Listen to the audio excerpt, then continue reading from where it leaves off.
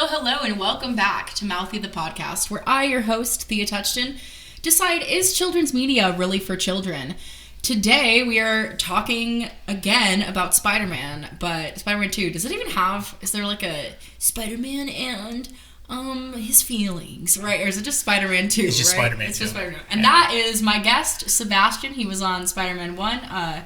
This is his favorite superhero, and I'm too lazy to look for guests right now because I'm really freaking busy. So, well, that makes me feel special. No, but also, I know that you know I can trust that I cannot know about Spider-Man and take terrible notes that I'm pretty sure I wrote when I was like smoking a ton of weed or at least on an edible. So they're going to be.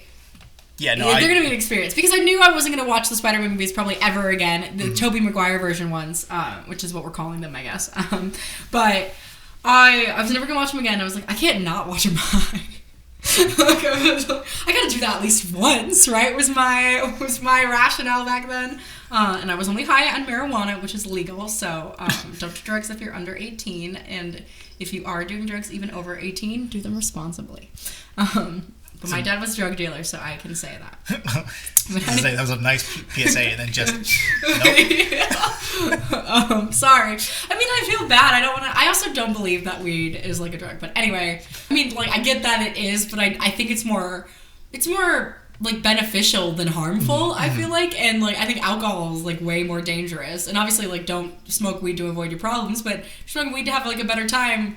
What's the difference of that and like antidepressants, right? Or to just chill. Yeah. I mean, there's so much chilling and like enjoying your time are so many more things that we need to value as a human society. Yeah. To be like, hey, maybe we're not rats or hamsters in a wheel going over and over. Maybe sometimes we do, like, the moments where we chill are very important, so we should have times to be the most present in that. And anyway, Spider-Man 2. Also would add, this is not any weed company wants to sponsor me. Hi, I'm here for you.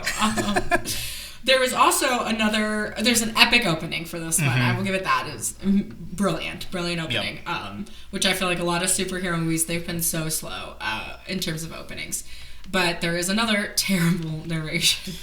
Yeah, I don't. Can you just not do voice work? Maybe I don't know, because I'm Spider-Man.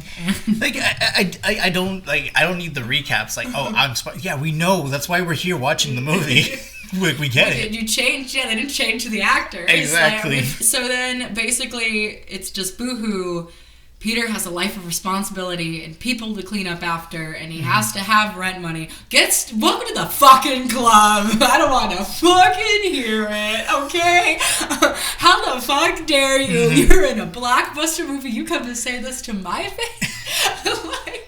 He's juggling he's juggling his college student hat. He's juggling his Spider-Man hat. He's juggling the pizza guy hat. Keep his pizza job. His pizza job. And he's juggling, just being a fucking person. I understand the struggle is real, but also it's like, I love that this is like, oh, this is unique to me, Peter Parker.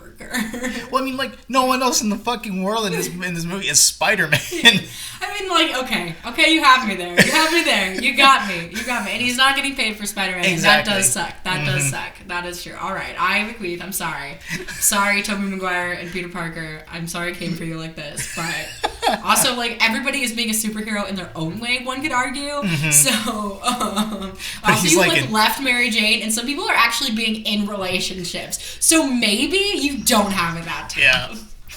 Oh my goodness. And then I love the BMX was so big in the 2000s, dude. I will never forget we would go to school and we would like take breaks from school to watch people do BMX in the parking lot of our school. They just like came out there. That happened at least 6 times in my childhood. That was insane. Like, that was what a waste of the education system, time and money, but also like super cool. Like the blow up of extreme sports at that time was just all over the place. Your skateboarders, your BMX, your bladers or whatever. It's just like, why? Because it's fucking cool. But also like skills, how man. quickly it died out. Yeah, I mean, I guess it's skate culture. I feel like is still it's still around. But I remember how much like emphasis was put like on the X Games and like the development of the X Games and all the crap that they were doing with the X Games and like. Do they even still do the X Games? Oh, so good. That was so good. I love those games. My aunt, I think they know the designer who made them. Oh, really? Yeah. I want to talk to him about my game idea, but I think mine's like more horror, so we'll see. It's like not the same at all, but we play that game all the freaking time. Also, Zoe Deschanel's sister is in this, which is interesting. It's like, I don't know what else she's ever been in. well, she's in the show Bones. Oh yeah, with Mr. David Borzantes. Yeah, Moranis, Briannis. No, Angel.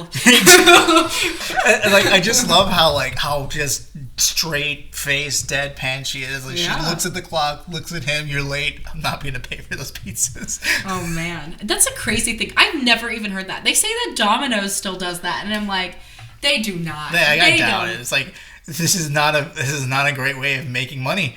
They should do that. I would be like, more people would buy pizzas, right? Yeah. I feel like you would increase business because you're like, there's a chance I'm gonna get a free pizza, and I've got to take that chance. It's funny is like the guy who runs the pizza shop. He went off to be a news correspondent on the Daily Show. And that's what, like I remember watching the Daily Show one time and just him showing up like, is that the pizza dude from Spider-Man 2? Career transition. For real. But also probably for the better. It was like, all I was getting was pizza guy roles. I was just working in a pizza shop as an actor. I could do that in real life, so I decided to make a difference. And I went to work for Jon Stewart.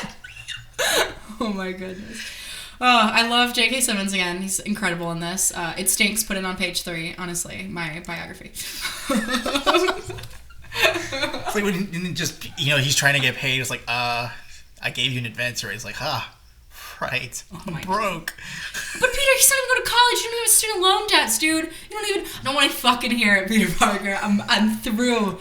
I understand being exhausted, yes, but welcome to America. We're all tired. Why, though? Why? Why? Can it stop, please? And then, basically, they say like something like planning is not a major, but honestly it should be. There should be a college major where you're like, I majored in planning, because that is the most pivotal thing I think in adulthood, is like making plans happen is a thing. Making something happen, inform, especially as a creative person, that's what, get rid of all your theater degrees, acting for film degrees, just teach planning. I think that's what a lot of people will benefit from. But yeah. I love the guy that they got to play Dr. Connors. Like, he was so I was really disappointed that they didn't run with him as the Lizard. I was so excited when, like, I remember watching it, it's like, Dr. Connors, the Lizard, it's happening, and then it didn't, and I was like, oh crap. Yeah, it didn't at all. And then the Lizard that we did get later in a different fucking movie is so bad. It's so bad. I can't, there's not a day, at least once a week, I think about how bad that Lizard is. I think about it a lot. I did not like it. It's such a good actor for that, and then it was just wasted on that. The CGI was so terrible, and his plan to turn everyone else into a lizard, like, why? I don't get it. Oh, man. So then, who forgets whose birthday? Is it Peter forgot his own? Or he forgot his own birthday. Oh man, I think I have a really hard time with that because I have a holiday birthday, so that's helpful. But I could see that happening. But it's like how wound up do you have to be to forget? Oh yeah, it is my birthday. I could see if you're born on like March 8th, right? Like that's like a hard one. Like sometimes if you don't know what day it is, you're like what? But also, doesn't James Franco like get him roses? Is it weird? Does it get him something weird? I don't. Because there's a line that says, "Friends don't send friends roses." Or are they saying, is that from MJ, maybe? I think it might. Okay, that's from MJ. Sorry. Yeah. I just wanted Franco to give Peter Parker roses because I want them to be gay. Because I need something in this movie. No, I think Harry's present to Peter was introducing him to Dr. Octavius. Oh, yeah. I wanted him to just give him the roses, not MJ. He's turned MJ down. She needs to be free because she needs to get out of the toxic masculinity. So I think James Franco and Tobey Maguire should date. I just was writing that. Sorry, guys. But yeah, then Franco, anyway, he's like, I don't have time for girls, which I feel like... No. Peter says that? Yeah, it's like, I don't have time for girls. And then Franco's thing is like, what, are you dead? Oh my God. All right, sorry, James Franco, I came for you for no reason. I really want this gay narrative. I'm just like constantly forcing LGBTQ. And like it leads into like this whole thing of, obviously Harry still thinks that Spider-Man killed his dad. Yeah. And like, because he's like, oh, if you knew who he was, would you tell me? And he's like, no, bitch. You know? like how do you respond to that? And like, especially considering the situation. I mean, like, you have to lie, I feel Yeah. like, because you can't not. That's one of the things, like, okay, dude, you're like, yeah, I mean, it sucks that, because I think it makes it worse, although it's so terribly played with Franco in this. I feel like when he gets revealed that he is actually Spider-Man, it's like, the acting it's not good. It's not great. It's not good. So over, like, god damn, it's not, Franco. and, like, really, I think it would be, like, it's more of, like, a subtle burn, right? It's like, I fucking asked him, right? And he knew what happened. And then he killed my dad. Right now, it's like, first he's thinking about this lie that Peter just told him right now. Then it's like, my best fucking friend killed my father, right? And it's not a Simba going with Timon and Pumbaa moment. It is full on hyena, right? Poor Aunt May also doesn't understand money, which sucks. No. I think that's so many relationships, though, that I get so worried for. Like, especially in, like, older ones, like, so many girls are, like, taught to rely on the man who's, like, the financial provider, and then if that guy dies, fuck! Oops, it's a oof moment. So, Mary Jane was very good in the play that she was in. Yep. So, very good in it. I was surprised. I didn't really know for a second, you know? I think it's the importance of being earnest. Yeah, that's a hard one, too. It's not easy. No, it's what's funny, there's that shot of people walking into the theater and you see, like, her poster and stuff and everything. That shot is actually used in an episode of How I Met Your Mother. Really? The same shot? They just, like, recycled the exact same shot. That's just hilarious. I kind of know. It's probably stock footage, yeah. Yeah, it's just like, you see Mary Jane was like, wait a minute. It's so great. Or like, I bet you, knowing How I Met Your Mother creators and, like, how they are listening to other interviews, they did that on purpose. They're like, okay, but we're gonna use, like, some footage from Spider-Man 2, right, and put it in our show, right? They're like, yeah, we are. We're gonna do it. Oh my goodness. But anyway, Mary Jane is like, oh, you're such a mystery. But is he, though? Is Peter Parker a mystery? Is he? I don't really believe it. But I love that she's like, I've moved on, and it's so dramatic. It's just there's so much extraness happening already.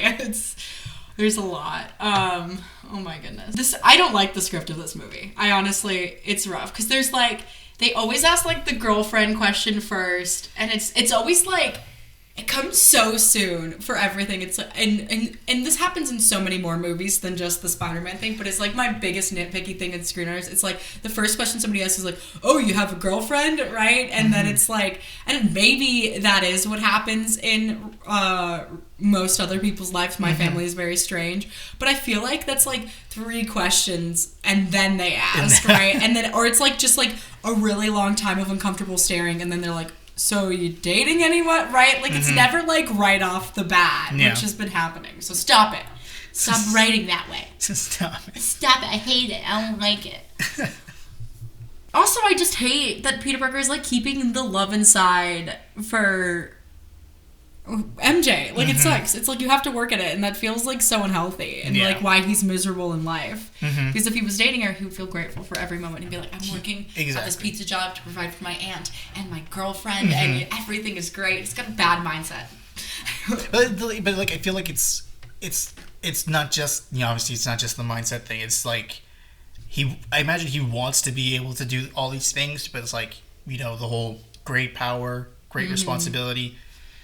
He made a promise to his uncle, you know, that he was responsible. Like, and I feel like the guilt that he has for his uncle is always going to trump everything else. Yeah, that's why he's struggling so much. And it is hard to be in a relationship when you have that kind of trauma carrying around. Like, it is hard to, like, trust people, so I get it. But it is irritating that he, like, wants to be with her now and, like, reads her poetry and is just, like, it's just like, then I think he has to make the conscious choice to be like, okay, I can't be in love with you, right? Like, I have to do everything I can to not love you right now. It's over. R.I.P. And then I love that he washed the Spider-Man suit, but he didn't dry it. And like all the stuff, like, especially like the introduction of Dr. Octavius. I fucking love Alfred Molina in this role. I love Dr. Octopus in this movie. I honestly think he's very good, yeah. Like, he trumps the Green Goblin for me. Yeah, the Green Goblin is very the Green Goblin has moments of, like, where he's not a villain and he's, like, clearly a vulnerable man, and Dr. Ock's just like from peace, like, you know, it's like he's just icon. He's just a badass. Like, right? from the start, you feel sorry for him, and then like you see this like instant connection between him and Peter. It's like almost like, you know, a teacher mentor kind of thing. Like, I feel like that's what the relationship that he was supposed to have, Norman, maybe. Yeah, or like this is the closest thing. But it didn't play because they didn't write it well enough, because they wasted a bunch of time and money on CGI skeletons. But and like, yeah, like this, I feel like this is like the closest to a father figure that he's had since his Uncle Ben. And like, you know, that he's also very handsome. Like, he's so he's very like compelling. Yeah, I get it. So then poor Peter doesn't have enough money for flowers. Tragic. That's such a fucked up scene. Like, he gets like this huge bouquet of flowers. Florist stops him, takes out 3, hands it to him. So flowers are really expensive though. Yeah. They're really expensive. And then just heading to the play. Yeah. Having to do more Spider-Man. And there's like a crazy cop chase. It's like crazy. I think they stepped up the action here, though. Definitely. They were like, you guys, no more CGI skeletons. We fired Jeff. He's not allowed on Paramount Studios anymore. He can't come here. I love that little interaction, you know, I think the cop. Do you like the Go Spidey Go? Or is that what you're going to say? Because I hate it. No. The bit where his bike gets run over and he does the flip in the air, and those 2 kids like, how did you do that? Eat your green vegetables. That little kid so earnestly like, that's what my mom's always saying. I just never believed her. That is so good. It was so fucking funny. That's so good. And then he gets yelled at. He can't come in because of Unkept, because he's like Unkept looking after all that chase, which sucks. I hate that places do that. Like, I kind of get it, because I understand that you could maybe let a homeless person who was very hungry and acting kind of crazy into a fancy party guest, and that will be disastrous. Honestly, also a great premise for a short film. That is right now is that's an amazing bit. That's not that hard to make.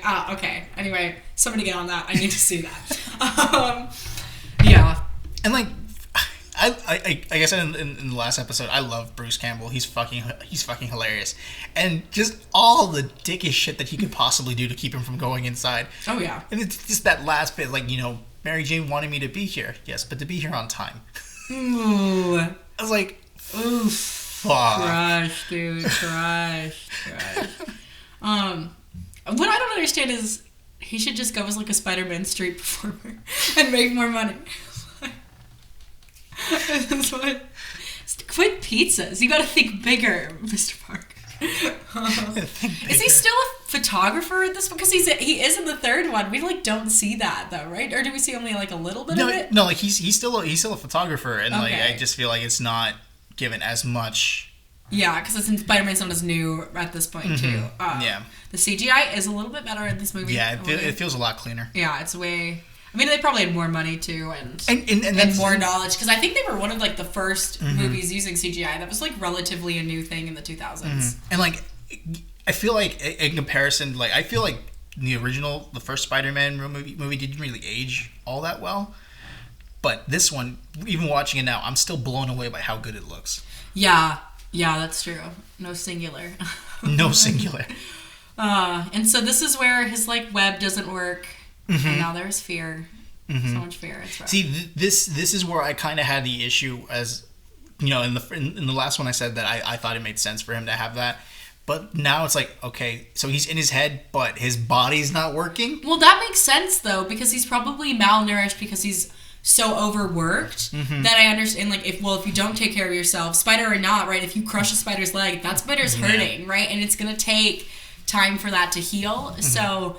That doesn't really bother me. It definitely has less of an impact as in the other Spider-Mans. Like, if the web thing that he makes breaks, right? And you're like, right, there's less of a moment of him. There is this like weird thing, because it is like a mental illness relation thing besides like a physical broke thing. There's this weird like society thing we have of like, just get over it, Peter, right? Like, you're not depressed, you're just unhappy, right? Like, of all the like terrible things I think come in with that, unfortunately. I still think this movie is all over the place personally, but yeah. I mean, maybe that's what makes it good. Because I feel like you like most of the modern Marvel movies, right? I think they're all over the place too. So. No, definitely. Like, I think for me, this one resonated more because, it's my favorite superhero. It's my favorite supervillain, and it's putting him in the light of, like, he's a superhero, but he's not really a superhero. He's dealing with normal problems that are affecting everything. Like, his superhero life is fucking with every aspect of his life. And then touching on, it's this. I'm not sure if we've gotten to that part where, like, that it's this shot where he puts his suit in the trash can and walks away, and it's raining, and that's such an iconic comic panel. And it's such a story. It's a storyline where, like, he's so fed up with all the responsibility that he's just done. It's like we've seen every other superhero movie that we've seen up until this point. You don't really see the hero be like, "All right, I'm done being a superhero." This guy was like, "You know what? I just can't do it anymore." Yeah. Wow.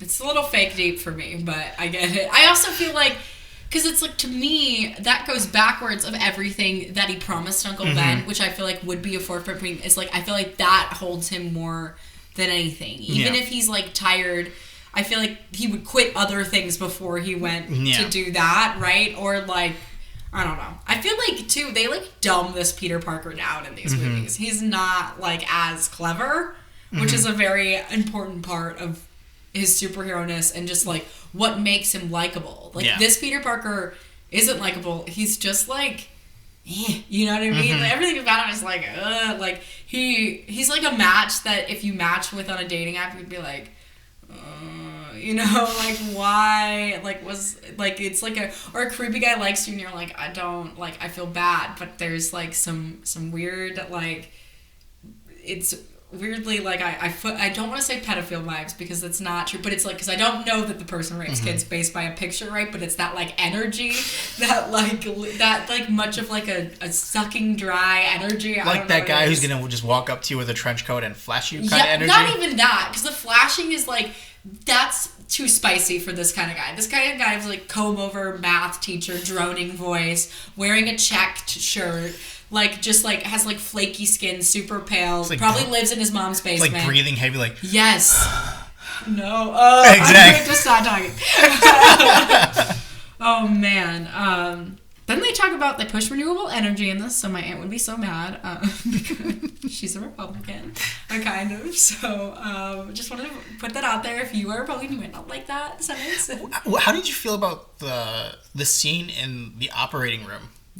Remind me about it. Where, these doctors are trying to get rid of the arms. Oh, yeah, for Doc. I thought that was fun. All of his scenes were pretty cool, I thought. Why? What did you think? No, like, for me, it was just like that momentary escape, where it's like, it didn't feel like a comic book movie or it felt like a straight up horror film. Oh, yeah. It was, because he murdered, like, a ton of people. He just killed all of those fucking people. Yeah. It was a lot. There was so much. I mean, it was good. His action scenes were very crisp. And honestly, he was a very good action. I think that's probably the part of the problem with Tobey Maguire. Is, like, I don't know if Tobey Maguire is a good action star. I mean, he was probably, like, very nervous for every action thing, right? Like, which I think, like, most actors would be, because you're like, if I get hurt, right, I have all of this lined up. If I get hurt, I lose all of this money, right? Like, so I get it, but yeah. Doc Ock does steal this movie, I will say. He's honestly the only good villain, probably. The only, like, well-concised villain in this movie. I think, for me, the Green Goblin is more interesting than but Doc Ock is, like, a badass. Like, a cool Halloween costume if you pull it off. He just feels a lot more well-rounded. Like, he's definitely the best villain out of the original trilogy of Spider-Man movies. And he's scary. There's something, like, because he seems so calculated. I think, too, it's, like, the glasses that you can't always see his eyes, too. There's something about that, like, adds. It's very, like, steampunky. It feels, like, end of the world-y the way he is. Yeah. No, man. Also, Joel from The Soup and Community is Joel McHale. Yes. He's such a douche.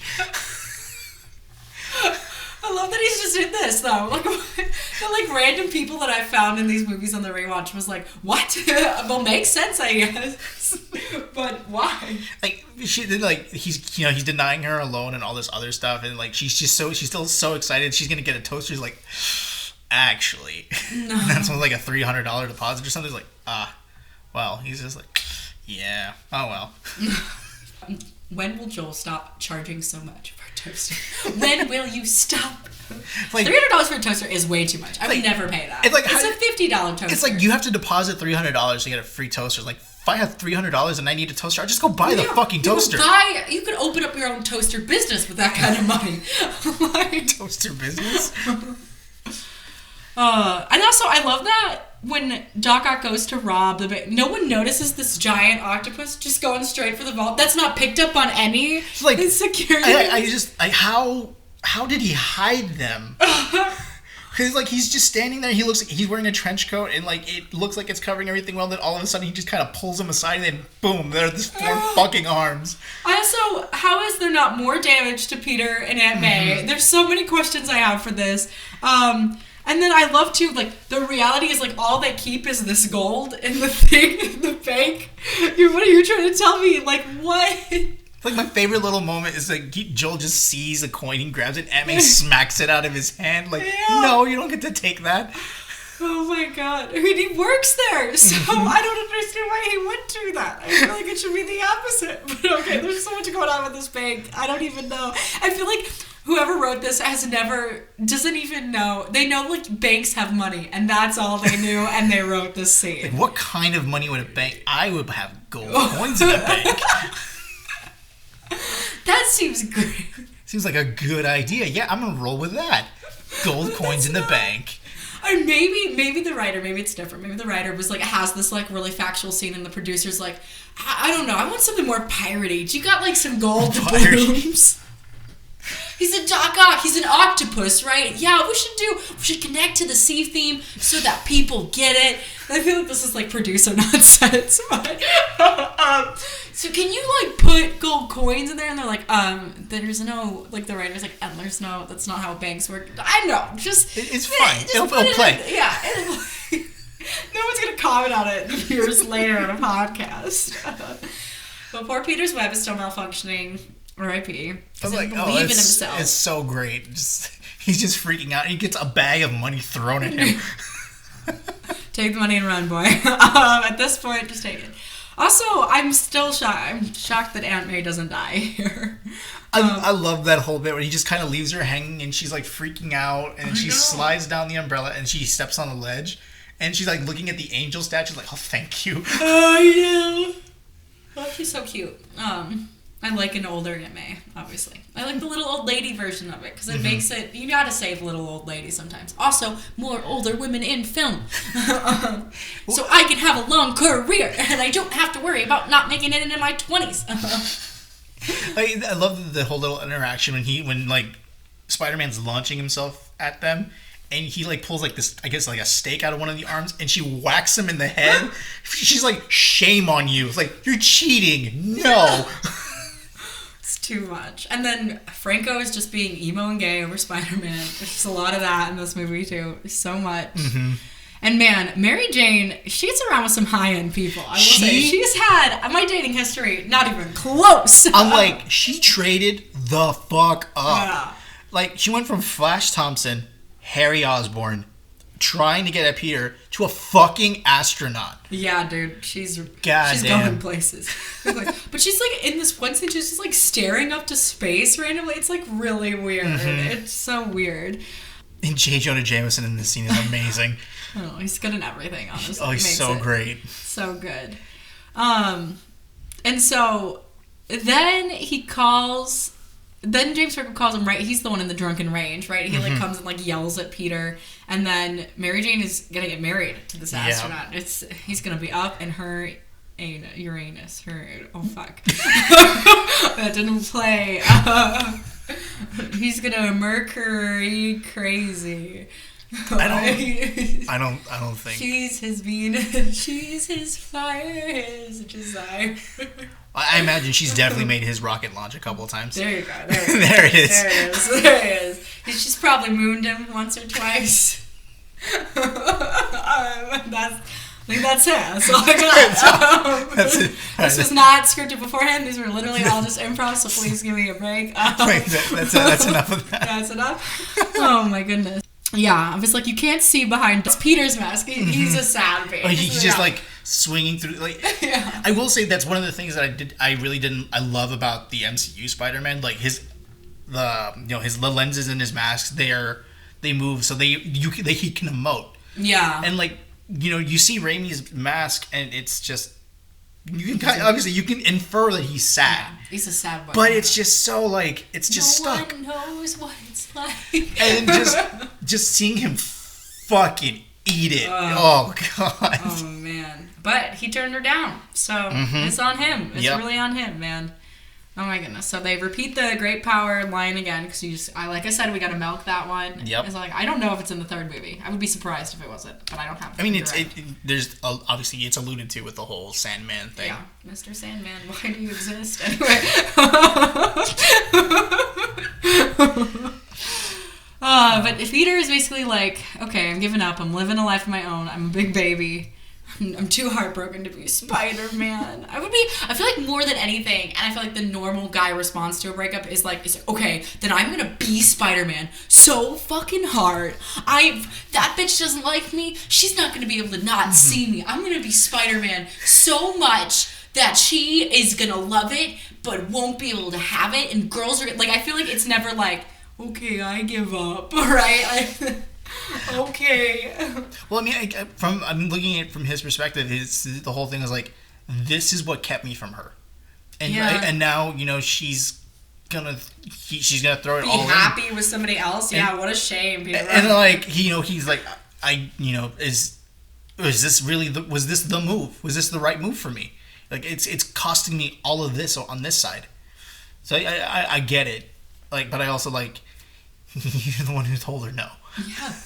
My goodness. But anyway, I get, like, he should kind of have a choice if he, like, wants to be a normal guy, right? Like, he should be, like, nobody asked him to do this, right? Nobody assumed, you can have a super mutant powers, and it's, like, it's not really our business what you do with them. It is your choice. So I guess I think, though, once you've committed to be, like, I don't know. I feel like you at least got to make an announcement, but then you make an announcement, all the people are there. Exactly. They know. There's nothing you can do. It's a rock in a hard place, man. Once you go to a superhero, you got to commit, I guess is my advice to any superheroes out there. You have to commit, dude. And then Mary Jane, she, like, goes up on her lines because she's looking at the audience. You can't do that in acting. Shame on you. You're not supposed to do that. You only look in the audience, like, if it's a Shakespeare thing and that's what you were directed to do and part of your thing is playing to the audience. But you can't. Mary Jane. Like, she's on stage and she's having a conversation with this fucking guy. And like, just stops. Yeah. Like, you cannot do that. You're in the zone. Like, I understand that there's been definitely some stuff that is, like, dissettling. Usually, thankful for me, that has happened before the curtain went up, and it's just, like, hard to do the whole show, right? You're in, like, a super different emotional place, but I've never had, like, something super distracting in the audience happen, thankfully. But anyway, the power of the press triumphs, and there's a bunch of things of, like, where have you gone, Mr. Spider-Man? And where are you? I hope only one day I am that missed. I want to go on a trip and I want to be like, where are you? But I would assume that I would tell anybody. But anyway, it's so rough. So Uncle Ben, I guess, had given Aunt May a very quick goodbye when he died, and then Aunt May is very brave. Peter confessing to her what he did and how he was essentially responsible for Uncle Ben dying. And he was killed for doing the right thing. It's really hard. That hand pole hurts. Yep. It's rough. It's rough. This is it's very brave. I mean, it is brave of him to finally like fess up about doing it. Because does he reveal that he was Spider-Man to her in this? No. Does she ever know in these movies? I'm just getting them all mixed up, I think. No, she doesn't. Yeah, so she never finds out. No, that's crazy, honestly. That is literally insane that she does not know that he's Spider-Man. That is, what the heck? I can't even believe that. Also, like, so weird of him this is a long time for him to wait to tell her. And it's kind of random, right? Like, there's nothing that brings that up. But I think it's one of those things where it's like, okay, he's I guess he's dealing because he doesn't have Spider-Man yet. Because the reason he became Spider-Man was because of the guilt. So if he's no longer Spider-Man, then that means the only way to get rid of the guilt is to talk about it. Is to be upfront about it. Yeah, that's true. So wise. And then they basically are pretty much, I think Peter says to James Franco, and he's like, your father was obsessed with his work, and it's, now you're kind of getting there. Do you want to do this? Do you want to do this to yourself? And James Franco, of course, displays an array of emotions called emo, and more emo. He's really, and then he hits you with that really emo. Yeah. And it's just, it's so much. But he sold out. He sells out his own friend to bring Spider-Man. He just straight up does that. I mean, I'm not surprised given that he's already stolen Spider-Man's girl. He's already proven himself to be not the best friend ever. But yeah. I like the bit where it's like, Peter Parker will tell you who, where to find Spider-Man and everything. But then Ock is climbing down the side of the building. He's like, you just don't hurt Peter. Right? For real. It's like, you just told the supervillain where to find, he's gonna kill him. But don't hurt my friend. Yeah. Well, in either way, it doesn't matter because, he doesn't know it, but his friend is Spider-Man. So he's going to hurt Peter no matter what you say. Yep. Also, yelling at the side of a building. That should have been... That would be my first question before I told anybody. I was like, but you're not going to hurt him, right? That would be my first thing. Well, what do you want with him, huh? Oh my gosh, not another Green Goblin prank. But anyway... Then they fling a child at one point, and he just gives this child to somebody and assumes these people are the parents, and it's what the hell? How do you know? Maybe you just made that child's life into sex trafficking, and I don't know. How did you know that they were that guy's parents? It's funny that it was such an important moment in the movie where it's okay, it's not just the fact that I have powers that I did this because I technically don't have my powers anymore. But I still ran into a burning building to save a kid. So, okay, it's not just the power. It's me. True. But there's still too many emo monologues in this movie. Definitely. So many. Then there's, one kid who literally looks like the creepy kid from Toy Story in this movie, too. Just want to shout out to him, because that is a look. And I'll never forget. There's a lot of hot nose flare porn in this movie too. There's also close-ups of the flare. I can't even do it, but Kristen Dunst still looks like a stoner. And I just want them to kiss, and I hate that they're never on the same page. Her and Peter Parker. Yeah, I hate it. There's when they're in the cafe and she's just straight up do you love me or not? The balls to come over and do it, though. For real. Say it, to fucking get up and say it. I would just avoid the conversation forever. I'm getting married. I just gotta keep my head down and not think about it. But I feel it's one of those things we keep pussyfooting around it. We keep going back and forth and yes or no, no, yes or no. Yeah. Because I think she loves him and she just decided that he didn't love her. But then when he came into her play right when she saw him, she was like, fuck. You know what I mean? I think he does care about me. It was I just don't understand what the heck's happening. Yeah, what was so important that we couldn't be together before, now all of a sudden we can. I'm getting married. It's but I still have feelings for this guy, and I need to know where we stand. No more, just yes or no. Yeah, because once she marries that guy, it's going to be definitely harder if she has feelings. It's going to be worse for everybody. But if she can marry this guy and move on slowly, understand. And then just... It's one of my favorite scenes in the movie where they're talking and then just a fucking taxi just comes crashing through the cafe. You're it's funny because he senses it, he grabs her, and there's they do this little spin as they're dodging the cab, and you just see it in slow motion, and it's just such a crazy shot. It's insane, dude. It's so insane. And then Peter, he steals his suit back, right? Oh, that's good. And he just leaves a note, your friendly neighborhood Spider-Man. That felt very Spider-Man to me. That felt very comic and cartoon based. That was great. And you just fucking Jameson was so angry. It was so fucking great. I know. I wonder, do people think that Doc Ock is a douche because he wears sunglasses at night? I wouldn't be surprised. I wouldn't. I wear my sunglasses. like, so, like, you know how we were kind of talking about in the first one, how, like, the fight scenes felt very uneven? Yes. The train fight scene in this movie, to this day, is my favorite fucking superhero boss fight scene. Because they're so even. Yeah. It's so good. I love it too, because it's like everybody who's on that train in that universe has to be like, yeah, sorry guys, I'm late. Doc Ock and Spider-Man were fine, right? Like, I can't freaking imagine being like, yeah, we like almost didn't survive, but anyway, I'm here now. Let's talk about your taxes, right? I'm just imagining like a dude like, oh crap, I gotta meet my girl's parents today. I'm so nervous. Nope, I can't do it today. I need to get out of this. I need an excuse. You see Doc Ock and Spider-Man's like, hey babe, you're not gonna believe what's going on. I'm not gonna make it. Tell your parents I tried. Yeah. Oh my goodness. And then his identity is revealed, kind of, in this scene, though. That's what I was like. Mm-hmm. It's like, what? What's that? And like, it's like everyone just obviously like it doesn't seem like anyone actually knows who he is, but like they're just looking like he's just a kid, and I'm like, he's the oldest looking fucking kid I've ever seen.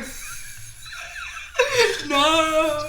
Like it's funny because it reminds me of a scene from a Justice League cartoon. Lex Luthor and the Flash switch bodies, and he's like super excited. It's like I don't know what the hell I'm gonna do. Like, you know, Lex says the Flash has no idea what the hell he's gonna do. It's like, but I can learn who the Flash is. And he takes off the mask and he's smiling in the mirror. And he just like deadpans like, I have no idea who this is. And I feel like all these people, like these secret identity, obviously the secret identity is a big thing, but like, what if they don't know who you actually are? Well, my thing is like, even if I saw Peter Parker's face once, like we know it now because of like Tobey Maguire and it's like everywhere. But like, if you saw that face, you'd forget it, right? Like if it was not attached to what it was attached to, you could see that, and like the people on the train might know, like, oh, that is what's fine. I remember he kind of looked like that, but like after you didn't see him for a while, you'd probably forget like what was happening. And then like him like stopping the train the way he did was so. It's one of those scenes like in the Into the Spider-Verse. Yeah, they kind of recreated that in the like opening montage of it, and it's because it's such a great fucking scene. Yeah, it's like he's got no mask on. It's just him trying to stop a train to save these people. Like that's just pure Spider-Man. Yeah, and I love it. And then like these little kids like promising that they're not going to tell anyone who he is, and I'm just like, you don't know who he is. It's like nobody knows. Yeah, there's no name set. You just like know his faces. Exactly. It's like you can stand in a fucking lineup. Like he's this white guy, and he has kind of crinkly eyes, and I guess he kind of looks like Topher Grace from that '70s show. Like, stay tuned. But and then, you know, Doc Ock coming in and just you seeing all these people like standing up in front of Doc Ock. It's like, no, you can't have him. Wow, and that's so nice. And it's like, okay, you were talking about he doesn't really get paid, but it's nice to see that they're paying it forward. Yeah, that's really sweet. I forgot about that. That's so good. And then he just parts the Red fucking Sea. I know. He like crowd surfs at one point too. It's great. I also love that his shirt is like perfectly ripped. I love that in superhero realities. They're like, I was like, no gosh darn shirt ever tears like that. It ain't ever going down that way. It's just not happening like that. You have to like, that is a production to do that. You got to do that so strategically. It takes time. It does not happen in a fight like that. Also, his face, I honestly think when his face strains, it's definitely better in Intro to the Spider-Verse because the close-up is really bad. I mean, it's rough. It's a rough close-up. Oh, yeah. It is a rough close-up. He looks like he's struggling to take the world's massive deuce. Yes, he does. He literally does look like he's shitting. It's like, oh, I would be embarrassed. I would be like, if I saw that in the dailies, right, I'd be like, I probably wouldn't say anything because I know my place as an actor, but I would be like, I really hope they do reshoots, right? Like, they're not going to use that one, are they? Nah, they're not going to use it. They used it. Yeah. They fucking used it. Honestly, though, I'm thinking about how Tobey Maguire is probably like, I love that. This is so funny. I'm hilarious. The world's biggest crap. And then, so, James Franco's just sitting around drinking in his mansion. And he's like, my biggest thing, too, is, like, technically, his father killed himself, right? Technically, it was not Peter Parker at all. Technically, his father has committed suicide, but I guess, like, he needs it wasn't even technically. It's he shot his fucking glider at himself. It's Spider-Man just got out of the way. Yeah. He killed himself, dude. Sorry your dad had a mental illness. Because honestly, thinking about it, even if the glider had gotten Spider-Man, the trajectory was going to take his ass out too. Yeah. I don't... Either way, he was going to fucking die. He was ready to die, dude. I also just love the message of this of like, science is bad, just punch people, jocks rule. That is the best that I took from this thing. That was my summary of the movie. There's also more Mary Jane not wearing a bra, of course, which is, I feel like that sort of thing. It's here for you. Yep. So much in these movies. And it's like that whole interaction, when Franco takes the mask off and he does that. No. Why? I mean, I've seen James Franco act better. What was going on here? I don't know, but he's just like, Peter, what? And he's just like, relax. Yeah. Dude. But I love how he becomes a little more stoic when he's just asking him, if he killed his dad, and then but Peter's response was like, oh, this is bigger than us right now, and I'm like, yeah, I get it. You could have phrased it differently. You should have said it different. That was not the same. But on-brand character choice. On-brand character. That is what I feel like Peter Parker would say. It's like, I will tell you whatever you want to know, but this guy's going to blow up this city. Start talking. For sure. I also like the quote, intelligence is for the good of mankind. And it's very interesting with Doc Ock, who I feel like is the far extreme of that. Intelligence plus violence, I guess. I don't understand. So the tentacle things, they're controlling his nervous system, right? They have a mind of their own. That's how they worked, right? Okay. Yeah. It's an artificial intelligence that he created. Yeah. But he had a chip that let him control the arms. Yeah. And then why did he have so many? What were these for? I'm assuming for disabled people. No, so the whole experiment that he's doing in the movie is using what was it called? A substance called tritium, and the idea is that it's gonna create a renewable power source because it's going to be its own little compact sun. And the idea of the arms was that they're designed to withstand the heat that was going to create and help control the reaction. Oh, yeah. So he's trying to save the world, essentially, but it backfired. So bad. Yeah. Let's just stop trying. But I feel stop trying to save the world, guys. Give up. And I feel like that's why he's such a sympathetic villain because he wasn't. He was not a villain out of, wanting to be greedy or anything. He was trying to do something good. It backfired. He's still technically trying to do something good. It's also hard because it's not him. It's a robot, right, taking over him. It's not his mind at all. And it's he's still trying to do good because he's trying to, complete the experiment that he started. The problem is that it's such an unstable reaction to everything that there's no way of him going about it in a safe way without hurting a bunch of people, and that's the whole thing. Yeah. And I guess that's what that's why Republicans don't want people to be microchipped. Yeah. It's Doc Ock. So many Doc Ocks. We just can't do that. You guys, I saw Spider-Man too. But anyway, then Mary Jane ends up knowing that he's Spider-Man. So, what the hell was that scream? Right? Doesn't he scream? Why? I don't understand. Why? What the fuck was that? They always gotta have a random sound effect, right? It was the Green Goblin in the last one being the woman scream. I don't know. They're somebody's got there. Somebody they're I'm gonna put a lot of money down for this movie, but can you do me a favor? I want a weird scream in it.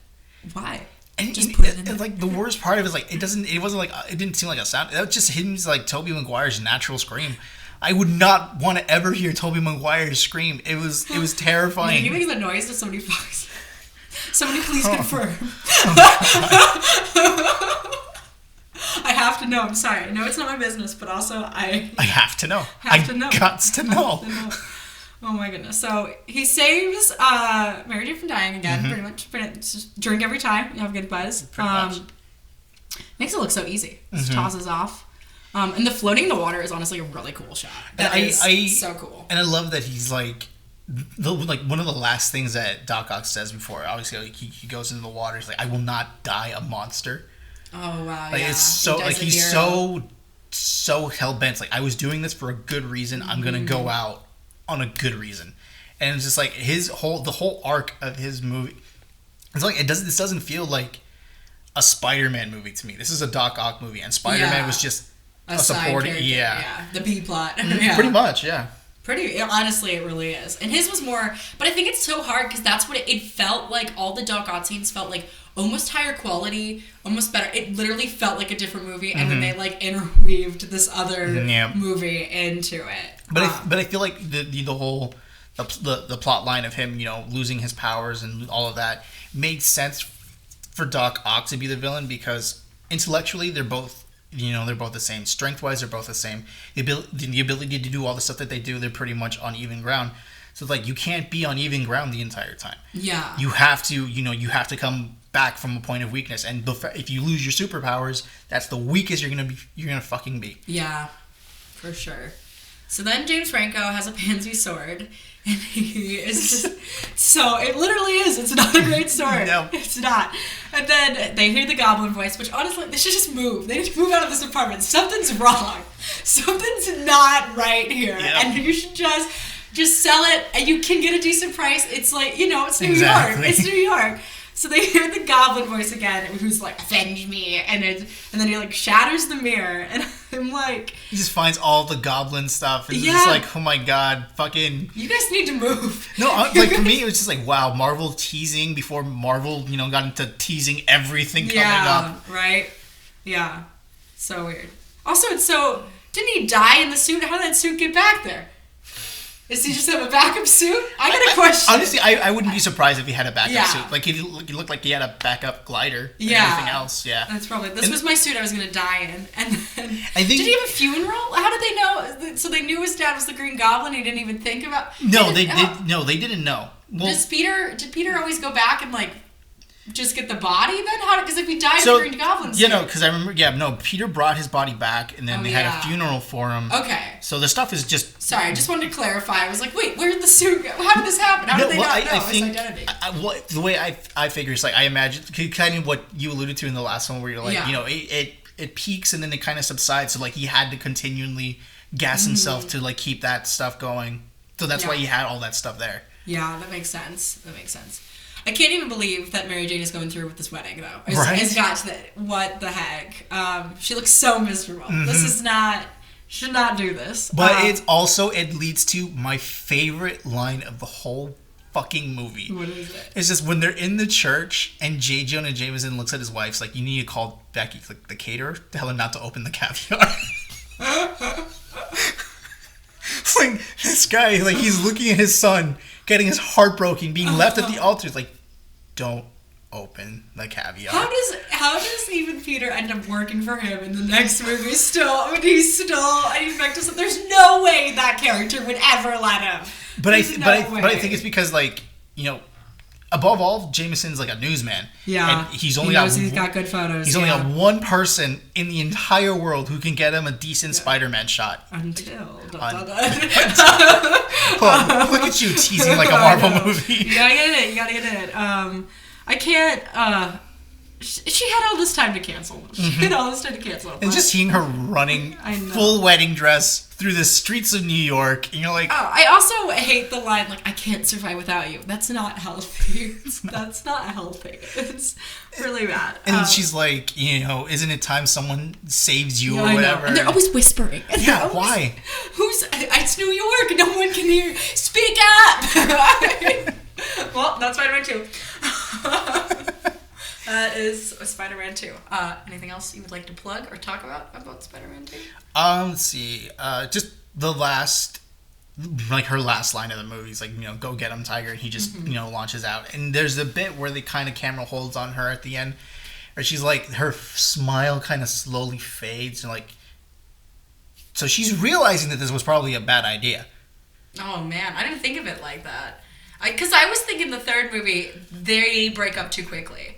Like it feels so uneven what happens, and it's like, but that, I guess that's like kind of a teaser.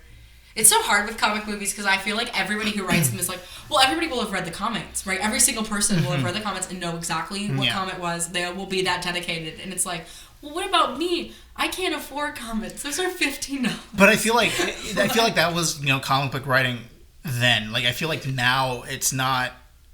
You're not required to know everything. To a point. Yeah. To a point. Because, like, I imagine at a certain point in the MCU movies, you're like, okay, you need to watch this. You know, this was explained then. Like, you had scenes where shit was, you know, you had to re-explain because you didn't watch the movies. But now it's like they've been out for a certain point. If you haven't seen them by now, we can't. You know, we got to keep moving. We got other shit to do. Yeah, right. For sure. Yeah. Want to plug your podcast? Yeah, definitely. So the podcast is Laugh Riot. You know, we talk about the history of comedy. We can go into a bunch of different things. You know, vaudeville. You got Three Stooges, Marx Brothers, and then at some point we'll get to, you know, the sex and the drugs and everything that went along with the 70s and the 80s. But you were in our premiere episode. That's me, you guys. I can talk. So, you know, just look us up on Apple Podcasts, Spotify. Just look up Laugh Riot and, you know, have a good time with us. It's very cool. It's about all the history of comedy. So lots of stuff. I don't even think that's like the first ever history podcast, like comedy podcast, right? Is there another one? I think there's another one. I think just. But yours is obviously better, so. Yeah, definitely. But like the idea for mine is just to kind of like track other stuff, because I'm not just talking about, you know, comedy here in the States, and I am. You're going global. Yeah, so like there's episodes about comedians and stuff from Mexico, comedians stuff from the UK, and then, you know, kind of stuff awesome. Like that. Yeah. So go check it out, you guys. Also, I will include all of his links below. I have my links below as well. Obviously, this podcast doesn't make any money right now. It'd be cool if it did, because I'd like to pay all my guests, maybe get bigger guests for you. So I don't know if you've got like some spare change, so please, I'm poor. But thank you guys so much for listening, and we'll catch you back later. Stay tuned for Spider-Man 3. Oh my god.